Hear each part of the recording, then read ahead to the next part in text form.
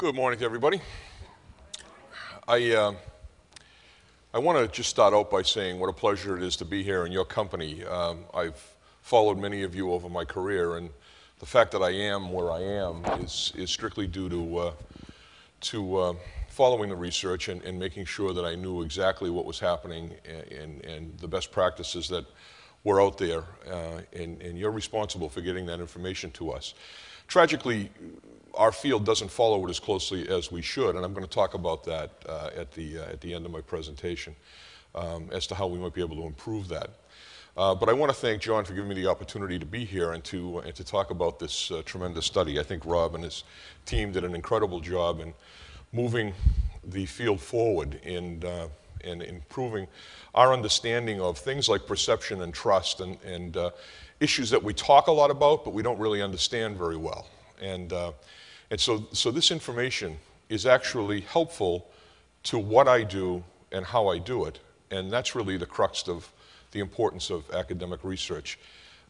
You couldn't imagine the medical profession operating without informed experiments, and that should not be the case in our business either.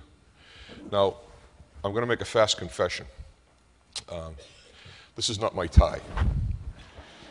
This tie, and the fact that I keep touching my collar, I have no collar stays, and I did not bring a tie. My friend John gave me a tie. Thank you, John. And I still have problems with the collar stay. So if my collar goes up, my apologies to everybody. Why do I tell you that story? Well, I thought to myself last night, how could you forget your tie and your collar stays? Are you an idiot? Do you disrespect the people who have come here? Or want to make a good impression? Neither of those things are the case. I reflected on my week last week. From Tuesday to Saturday, I had a police officer shot. I had the Bruins win the Stanley Cup.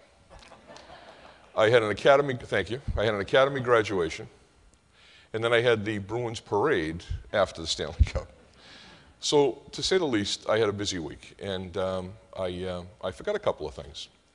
I don't tell you that story because I'm boasting about the Bruins, because I remember many years ago when we couldn't win anything in Boston, and we used to hate the Yankees because they won everything, and now we're in that same boat, so I understand people's sensitivity about it. But I tell you that story because I want you to know that the fact that my colleagues don't pay attention as much as they should to the research is because they're caught up in that tumult of running police agencies. It makes it very, very difficult to sit back and reflect on scholarly research when they're batting the doors down with all of these exciting things that happen to us day in and day out. But we've got to figure out a way to be better at that, and we need you to work closely with us on that with the kind of experimentation that Rob Sampson has outlined today. So let me just talk about a few things. I've got 4 points to make and very short time to do it in. Collective efficacy is extremely important to us. It's the trust issue that we've all been working on. And from a very visceral standpoint, as a police commissioner, I know that if we don't have trust with the community, people won't report crimes to us, they won't cooperate with us when crime occurs, and we can't do our fundamental job of prosecuting people and making sure that people are held accountable for the crimes that they commit. But the reasons for that lack of trust, and the reasons for those problems with people's cynicism with the criminal justice system are rooted in exactly what we've been doing wrong over the last 20 years. I remember when I first came to Boston, I listened to people. I went out into the community. I talked to community members all over the place. And there were some areas that were very happy with the police, and there were some areas that were very angry with the police. And I remember the very first time that I went to a community meeting in Roxbury, I was beaten up pretty badly. The people at the meeting were all parents of victims of not only homicide victims, but victims of shootings and crime. And the perception was clear that they didn't trust the Boston police to care about following up on those crimes. There were mothers that said, my son was shot and nobody ever investigated it. Nobody ever came to our house to talk to us. Nobody ever did this or nobody ever did that. There were murder victims who had not been contacted after the homicide the initial investigation, and they felt that a year later or 2 years later, nobody cared about the case. And so I knew that my work was cut out for me there. I also found out by going out into the enforcement units, and one in particular, the Mobile Operations Patrol, MOP we call it. Mobile Operations are the motorcycle guys. I happen to ride a motorcycle, so I go out on patrol with them, and I talk to them about what they do. And I realized that in the Boston Police Department, MOP is one of the first units that they send into a troubled neighborhood. If there's a problem, an eruption of violence, a homicide that occurs or a shooting that occurs, MOP goes in. So I talk to the guys on the street and I say to them, what is it that you're doing there when you go in? What's your mission? Well, they tell me that the mission is numbers. We want a lot of violations written. We want to stop a lot of people. And we want to enforce the law and make sure that all the bad guys get taken off the street. A certainly understandable response to a surge of violence in a neighborhood. But when you look at the people that get the law enforced against them, it's not the people that are actually shooting. They're too wise to our ways. They're not carrying guns in their cars. They know we're going to come in after an incident like that. They understand how to get underneath the radar when that enforcement happens. But if the MOP unit has a message from the administration to increase enforcement, they literally increase it against the whole neighborhood. And people feel that. One of the big things that were told to me at the community meeting that first time was, we don't like Operation Rolling Thunder. Heavens, I can't imagine why you wouldn't like Operation Rolling Thunder. It's fine for people to hear that the police department's going to do Operation Rolling Thunder in a troubled neighborhood. It's not so fine to the people who live in the neighborhood. They're getting rolled over. So I made it clear that there would be no more Operation Rolling Thunder. And I made it clear to the officers that we are not going in simply trying to increase enforcement across the board and rack up numbers. Because that policy creates the numbers that Rob talked about. A 40 times increase in incarceration rates in neighborhoods where violence is occurring. In the very neighborhoods that we should be lifting people up to help us and to engage us in that war against crime, we're alienating. We're alienating the very people that we need to work with us through our policies, well-intentioned policies, policies that we believe will help, but policies that don't take into effect this issue of collective efficacy. One of the neighborhoods that you saw that had high levels of collective efficacy is Southie. Southie is a neighborhood in transition. It was a largely Irish neighborhood, famous because of the activities of a guy by the name of Whitey Bulger. Whitey Bulger is on the FBI's 10 most wanted list right under Osama, who's no longer there. And a guy that is responsible or is being charged with 19 homicides. But there was very little crime in Southie other than this organized criminal one-on-one that was going on. There were very few armed robberies, there were very few drug deals, there were very few things happening in the neighborhoods. As a matter of fact, the local law was that Whitey wouldn't have let drug dealers set up in Southie. After the investigation, we found that was not true, that Whitey was actually profiting over the drug deals. It wasn't Whitey. It was the neighborhood. It was the collective efficacy of Irish immigrants who came to that community and made sure that certain things didn't happen in their neighborhood. We see it now in East Boston. East Boston is largely Latino, many South American immigrants. The first generation immigrants into our city keep those neighborhoods safe. Those small enclaves of people who have joined together from a foreign country are not areas that are full of crime. I had the same experience when I was in Lowell. Largely Cambodian community had immigrated to Lowell after the Khmer Rouge had run roughshod over the community in their native country. And in spite of the fact that there were Khmer Rouge who immigrated with them, the good people and the bad people, if you will, from Cambodia, there was very little violence and crime in the first generation of people who moved to our country. But the second generation got to be a problem. They ganged up. They formed gangs to protect themselves against the American gangs that were there. I've seen the same dynamic in Cape Verde, where the Cape Verdean officials have called us and said, you are deporting people back to our country, and they are bringing gang problems with them. We've never had gang problems on the island. So the first generation Cape Verdean immigrants were not a problem.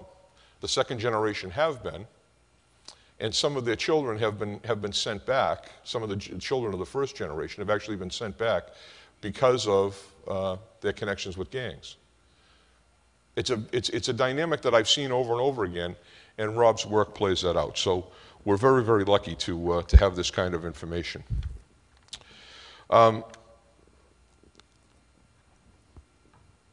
The relationship between crime and disorder is one issue that I find quite interesting in this study. First of all, it's brilliantly done, the way that they've measured crime and disorder here. To have a van drive around with video on it, and to be documenting each one of the potential problems that you see, broken glass, graffiti, the types of disorder that our offices are constantly working on, and being able to quantify that. It's almost like you have a scientific process that establishes a mathematical equation to something that has only been felt before. We know neighborhoods that are full of disorder. When you drive into them, you can feel it. But I didn't think anyone would ever be able to say this neighborhood has X and this neighborhood has Y. But I think Rob has done a tremendous job in establishing a process that would measure that. And his findings are interesting to me. I think that generally, he's clearly correct in his assessment. But what do I tell my cops to do? What is it that I tell my officers that they should be concentrating on out there on the street? We talked about collective efficacy. So in one neighborhood, which was described as the least organized neighborhood in our city, the Mattapan neighborhood, it was at the base of that swath of shootings that occurred right down the Blue Hill Avenue corridor in the city. That particular area is critical, and I put a captain in there that I knew was very good with the community. That captain actually did community organizing, grassroots community organizing, to increase our participation with the community and to increase the trust between police and the people who live there. And one of the ways that they did this, and this may go to the perception rather than the reality of things, because perception is where I deal all the time.